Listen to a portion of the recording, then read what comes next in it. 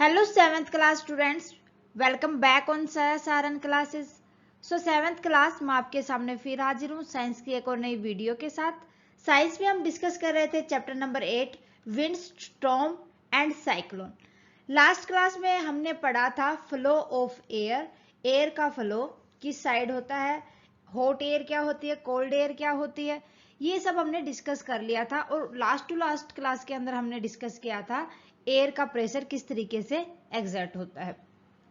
तो ये सब पढ़ने के बाद आज की क्लास में हम डिस्कस करेंगे generation of winds current due to uneven heating of the earth, कि भाई किस तरीके से विंड का जनरेशन होता है जब हमारी अर्थ अनइवन हीटिंग दे. अनइवन हीटिंग का मतलब यहाँ पर दो सिचुएशन आ जाती हैं हमारी, वो दोनों को हम अच्छे से डिस्कस करेंगे. चलो करते हैं स्टार्ट आज की class. Generation of wind current due to uneven heating of the earth. There are two situations where winds on the earth generated. यहाँ पर दो सिचुएशन हो जाती है जब अनइवन हीटिंग इक्वेटर और पोल के बीच में हो और अनइवन हीटिंग जब लैंड और वाटर के बीच में हो. सबसे पहले हम बात करेंगे uneven heating between the equator and poles cause the north south winds. Point को समझने से पहले हम देखते हैं कि हम पहले भी बहुत बार पढ़ चुके हैं कि जो ये हमारी क्या है, अर्थ है. अर्थ हमारी इस शेप की होती है. हमें पता है जो इक्वेटर होता है वो 0 डिग्री पे होता है. फिर हमने अपनी अंडरस्टैंडिंग के लिए बनाए हुए ये 30 डिग्री 60 डिग्री, फिर साउथ की साइड 30 डिग्री 60 डिग्री. ओके, तो ये हमारा नॉर्थ पोल होता है, ये हमारा साउथ पोल होता है, ये तो हमें पता ही है. अब जो नॉर्थ पोल है और साउथ पोल है उनके ऊपर सबसे ज्यादा ठंड होती है. क्यों होती है? क्योंकि हमारे सन की डायरेक्शन अर्थ के रिगार्डिंग समथिंग लाइक दिस होती है एंड ये हीटिंग देता है सन. जो सन की हीटिंग है इस तरीके से रेज जाती है अर्थ के ऊपर. जो अर्थ के ऊपर सबसे जल्दी हीटिंग किसने दी, जो रेज गई है वो 0 इक्वेटर पे गई, तो यहां पर सबसे ज्यादा गर्मी होगी. इसके बाद नॉर्थ और साउथ पोल की साइड जो रेज है, हीटिंग है सन की, वो धीरे धीरे जाती है और बहुत कम जाती है. इस वजह से जो नॉर्थ पोल है और साउथ पोल है वहां पर हीट कम होती है बल्कि ठंड होती है. सो पढ़ते हैं अब. We know that the earth is divided into circular line called latitude that specify the north south position of the place on the globe. अभी मैंने आपको बताया है कि जो ये लाइंस, जो ये लैटिट्यूड है, जो सर्कुलर लाइन है, ये क्या होती है, लैटिट्यूड्स होती है, स्पेसिफाई करती है कि नॉर्थ और साउथ पोल को ये, और इनकी पोजीशन को बताती है ग्लोब के ऊपर. Okay, also the equator is a latitude that is perpendicular to the axis of the earth rotation. कि जो लैटिट्यूड होता है, मींस जो इक्वेटर लैटिट्यूड होता है वो प्रीपेंडिकुलर होता है अर्थ के रोटेशन के लिए, क्योंकि अर्थ रोटेट करती है इक्वेटर से ही.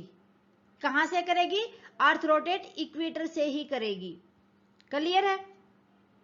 उसके बाद the region that are close to the equator receive maximum sunlight on the earth. अभी मैंने बताया था आपको कि जो इक्वेटर है उसके नियर बाय सबसे ज्यादा सन की रेज आती हैं. ठीक है, जो इक्वेटर है उसके पास सबसे ज्यादा सनलाइट आती है सन की. क्लियर है? Has the air is in these region is generally warm. क्यों होती है वार्म यहां पर? भाई हमें पता है कि जितना नजदीक जाएगी एयर वो हीट करेगी तो उसके अंदर वो जल्दी से ऊपर की तरफ जाएगी, क्योंकि हीट करेगी तो जो एयर है वो ज्यादा वार्म होने की वजह से लाइट वेट हो जाती है. लाइट वेट होती है कोई चीज, वो कहां जाती है? अपवर्ड जाती है. इसीलिए यहाँ पर जो वार्म एयर होती है वो एयर होती है जो अपवर्ड जाती है. अपवर्ड जाएगी तो वो नॉर्थ और साउथ पोल की साइड जाएगी, नॉर्थ और साउथ पोल की साइड जाके वो कोल्ड आ जाएगी, जो विंड्स है वो कोल्ड हो जाएगी. ठीक है, इक्वेटर के नियर बाय सबसे ज्यादा हीट या वार्म विंड होगी. The warm air therefore raise above and the cold air from the latitude around the equator move in that place. अब यहां से जो कोल्ड एयर तो क्या आएगी? नीचे आएगी, क्योंकि कोल्ड एयर हैवी होती है वो डाउनवर्ड आती है, और जो वार्म एयर थी वो ऊपर की साइड जाएगी क्योंकि वो लाइट वेट होती है, ये तो हमें पता है ना। तो इसी तरीके से ऊपर से तो एयर आएगी कोल्ड, वो नीचे आके रुकेगी, फिर नीचे से ऊपर की तरफ जाएगी, तो नीचे वाली एयर तो कोल्ड की साइड जाएगी, कोल्ड वाली वार्म की साइड आएगी। क्लियर है? Similar cold winds from north and south pole move toward the equator and the neighboring latitude and the circulation of winds take place on the earth. इसी तरीके से मैंने अभी बताया आपको, कोल्ड एयर भी नीचे की साइड आती है और वो फिर वापस से यहाँ से वार्म होके फिर नॉर्थ और साउथ पोल की साइड वापस जाती है। ठीक है, लाइट वेट वार्म ऊपर की साइड जाती है, कोल्ड नीचे की साइड आती है, डाउनवर्ड आती है, ये आपको याद रखना है। देखो ये फ्लो ऑफ एयर दिखा रखा है ना यहाँ पर, कि जो कोल्ड ऊपर से क्या आई, वार्म एयर आई, यहाँ पर आ जाएगी, नीचे से इस साइड आ जाएगी, और जो ऊपर से जो नॉर्थ पोल और जो ये साउथ पोल था, यहाँ से एयर नीचे की साइड आ रही है। ठीक है, इससे ऊपर की साइड जाएगी, ऊपर से नीचे की साइड आएगी, क्योंकि ऊपर तो कोल्ड होता है ना। ठीक है, uneven heating on the land and water cause monsoon winds on the earth which bring rainfall। जो लैंड और वाटर के बीच में अनइवन हीटिंग होती है वो मॉनसून विंड्स कहलाती है, जो कि बारिश लेके आती है। अब इसके लिए हम समझते हैं, एक हीट चैप्टर में हमने पॉइंट पढ़े थे कि जो लैंड का सरफेस होता है वो ज्यादा वार्मर होता है, ज्यादा वार्मर होने की वजह से वहां पर वार्म एयर होती है जो कि लाइट वेट होती है, अपवर्ड जाती है। बट इन ओशियंस और सीज मींस जो वाटर एरिया होता है, सरफेस होता है, वो बहुत ही कोल्ड होता है, वहां पर कोल्ड एयर चलती है। कोल्ड एयर आएंगी अब लैंड के ऊपर, वहां से कहां पर शिफ्ट करेंगे, वो लैंड के ऊपर शिफ्ट करेंगे, तो इस वजह से फिर वहां से वार्म अप होगा ज्यादा, कोल्ड एयर आने की वजह से फिर वो वार्म होके अपवर्ड चली जाएंगी। इसीलिए जो पानी है सीज का, वो as a warmers pressure acupressure बनाने की वजह से वो अपवर्ड चला जाता है। ठीक है, पढ़ लेते हैं थोड़ा सा। In the summer season the land near the equator get warmer and its temperature generally remain higher than the oceans. भाई गर्मी के मौसम में जो लैंड होती है वो नियर टू इक्वेटर होने की वजह से ज्यादा गर्म होती है, इस वजह से वहां का टेम्परेचर भी ज्यादा होता है। तो वहां का टेम्परेचर ज्यादा होने की वजह से जो ओशियन का टेम्परेचर है वो उनकी बजाय कम वार्मर होता है। ठीक है, वहां का टेम्परेचर बहुत ही कम होता है। As a result what are above the land raise and the cold air from the oceans move toward the land. यहाँ पर जो लैंड की वार्मर एयर थी वो अपवर्ड चली जाएगी, रेज हो जाएगी, एंड जो ओशियन वगैरह की जो कोल्ड एयर है वो मूव करके लैंड के ऊपर आ जाएगी। ठीक है, जो ये विंड्स होंगी इनको कहा जाएगा मॉनसून विंड्स। इनको क्या कहा जाता है, मॉनसून विंड्स कहा जाता है।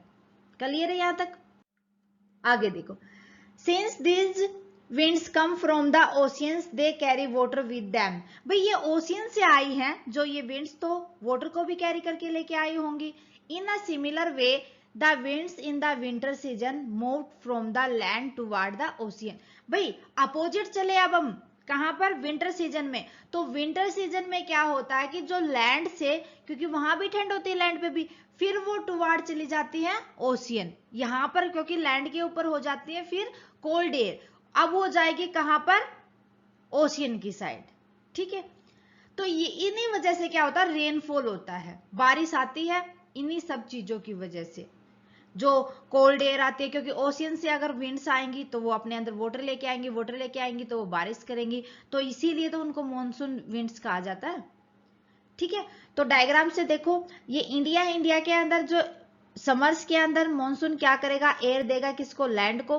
अब लैंड क्या करेगी, वार्म अप होके अपवर्ड उसको भेज देगी। इस तरीके से जो एयर है वो जाएगी, ओशियन से जाएगी फिर लैंड के ऊपर, लैंड उसको वार्म करके अपवर्ड भेज देगा, उनसे फिर क्लाउड की फॉर्मेशन होगी, क्लाउड की फॉर्मेशन के बाद वो क्लाउड्स रेनफॉल करेंगे।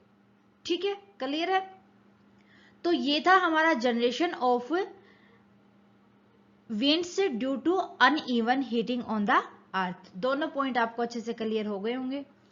सो अगर कोई भी डाउट रहता है तो प्लीज मुझे उसी टाइम पर कमेंट करके बता दिया करो, ताकि जितना जल्दी पॉसिबल हो मैं आपके डाउट को क्लियर कर सकूं। आज के लिए बस इतना ही, मिलते हैं नेक्स्ट क्लास में with a new point of this chapter. Class कैसी लगी मुझे कमेंट करके बताएं, अच्छी लगे तो प्लीज लाइक और अदर स्टूडेंट के साथ ज्यादा से ज्यादा शेयर करें। अगर आपने अभी तक साया सारन क्लासेस को सब्सक्राइब नहीं किया तो फटाफट से सब्सक्राइब कर ले और बेल आइकन को दबा ले ताकि आने वाली क्लास की नोटिफिकेशन आपको मिल सके। Thank you very much student, bye bye and take care.